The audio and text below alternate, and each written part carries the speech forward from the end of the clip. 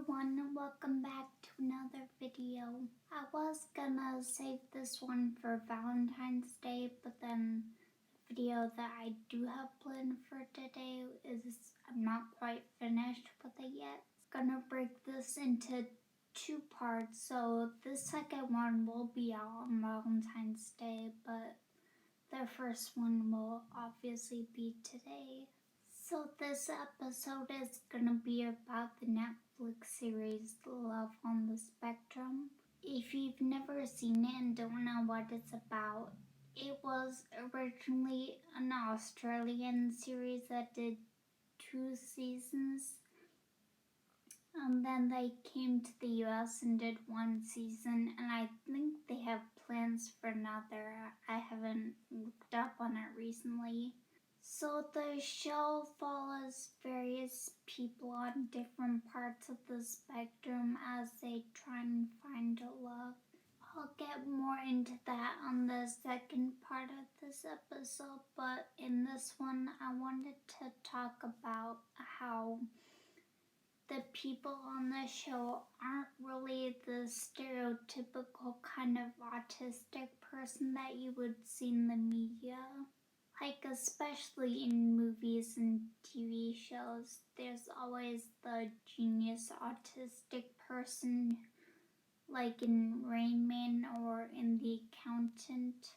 And it just kind of perpetuates this idea that autistic people aren't really valuable unless they're really good at a specific thing, especially math or science of some kind. And almost always the people in these shows are white guys, so you never really see people of color or women being shown as having autism in like a genius presenting way. They're usually more like the comic relief type character. And I think both portrayals of autistic people sort of push people who really do have autism even further away, make them feel more isolated because they think that if they don't have those traits or they're not like what they've seen in shows and in movies and stuff, then they're not really valuable to society. It's no secret that I love Star Trek and Vulcans, especially Spock, because they were, I don't know if they were intended to represent autistic people, but people with autism do feel this kinship with Spock because he's really intelligent and he's good at his specific thing, but he's just not good with socializing or communicating with people.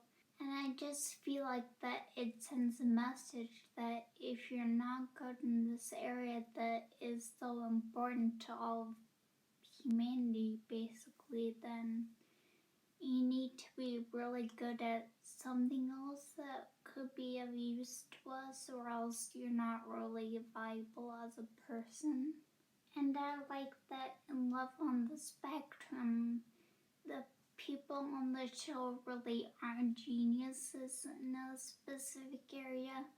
Like, they do have jobs and stuff and they are valuable to society. It's just they're not really super good at one specific thing. Danny has her animation company. Sabat's mom was saying he graduated, but she didn't say what his degree was in.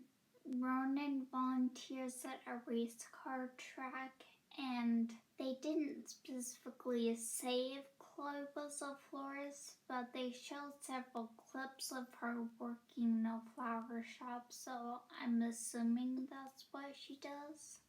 I know I wouldn't consider myself to be genius or anywhere near that, and I don't know of any other artistic people who would either. It's just refreshing to see autistic people on screen who are not shamed